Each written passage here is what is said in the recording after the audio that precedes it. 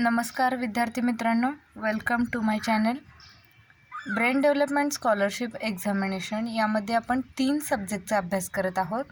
Maths, intelligence आणि science, standard first. Okay, चला तर मग सुरुवात करूया. Question number 1. Which of the following is female parent of the child? लक्षात येते का बघा, फिमेल पॅरेंट. व्यवस्थितरित्या क्वेश्चन रीड करायचा. ओके, फिमेल पॅरेंट मीन्स आपले आई, आजी असे, आणि मेल पॅरेंट वडील, आजोबा असे. लक्षात येते. आता फिमेल पॅरेंट विचारले, कोण असेल बरं female parent of the child? छोट्या मुलांचे female parent. Father means male parent येतात.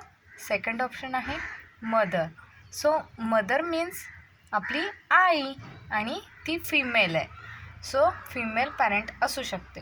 आता थर्ड ऑप्शन सन, नाहीच येऊ शकत, आणि मुलगा आहे ना, तो छोटा मुलगा, सन मुलगा.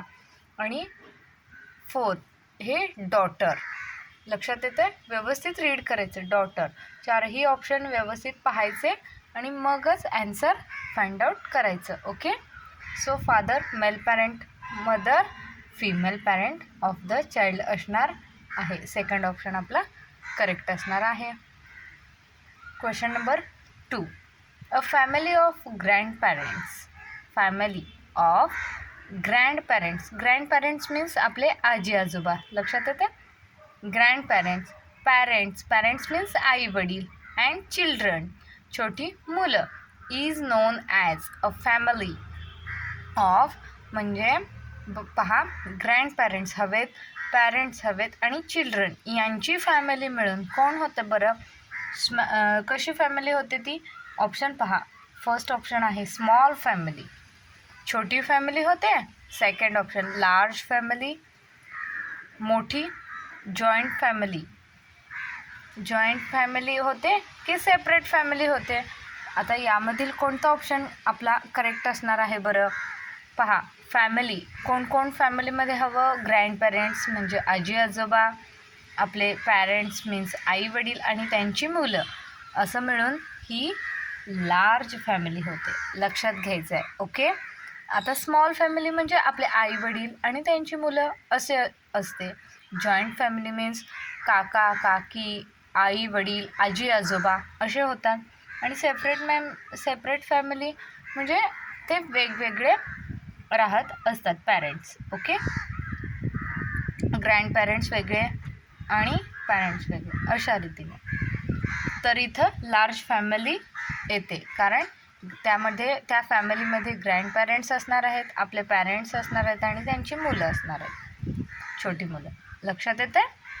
Question number 3. The body parts. The body parts which can be seen by our eyes are known as. yes, body parts आपल्याला माहिती आहेत. which can be seen, yes, by our eyes, आपल्या डोळ्यांनी आपण त्यांना पाहू शकतो. त्याला काय बरं म्हणता येईल? इथं ऑप्शनमध्ये दिलेलं आहे, आपण रीड करूया. इंटरनल ऑर्गन्स, जे आपल्या डोळ्यांना दिसतात ते इंटरनल ऑर्गन्स म्हणायचं की एक्सटर्नल? आता इंटरनल मीन्स आतील इंद्रिये, ऑर्गन्स. ओके, आता तुम्ही CBSEचे स्टुडंट्स असाल तर तुमच्या हे लक्षात लगेचच येईल. इंटरनल ऑर्गन्स मीन्स आतील, बॉडीच्या आतील. एक्सटर्नल ऑर्गन्स मीन्स बॉडी म्हणजे बाहेरील, बॉडीवरील. पहा, आपल्या आईजना जे दिसणार आहेत ना ते एक्सटर्नल ऑर्गन्स असणार आहेत. मीन्स एक्सटर्नल मीन्स पहा, आपल्याला आपले हँड्स दिसतात, आईज दिसतात, नोज दिसतं असे.